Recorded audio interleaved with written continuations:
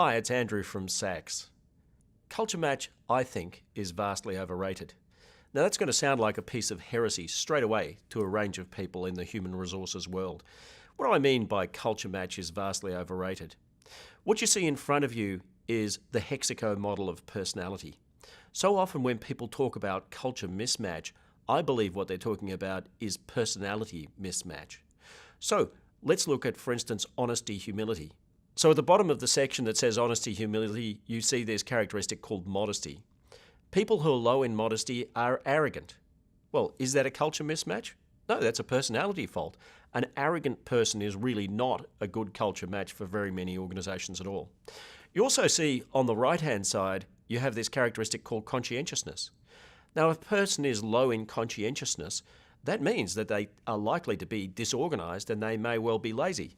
Is that a culture mismatch? No, that's not a culture mismatch. That's a personality problem.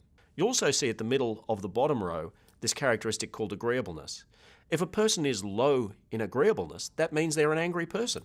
I mean, that's not a culture mismatch. That's somebody who is simply a difficult, angry, cranky person. And they're not really a culture match for anywhere. So often I find people talking about culture match, which is really a values assessment. If you have a culture match, what it means is that the person's values match the organisation's values.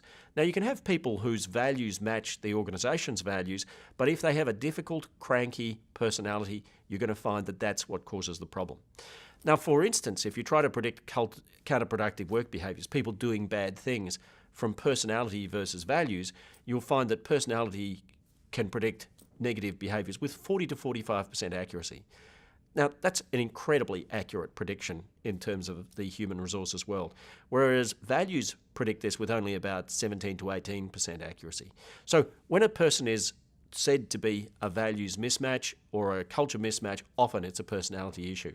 Why does this matter? It matters enormously because a person's personality tends not to change over the course of their life. Personality is probably about 70% genetically determined. You'll get arguments on that score. Some will say low as 50. I think about 70. But if this is either 50 or 70% genetically determined, it's hard to change. Whereas a person's values can change. We know that values are largely learned. Do you have a person that you're concerned about from a culture match point of view?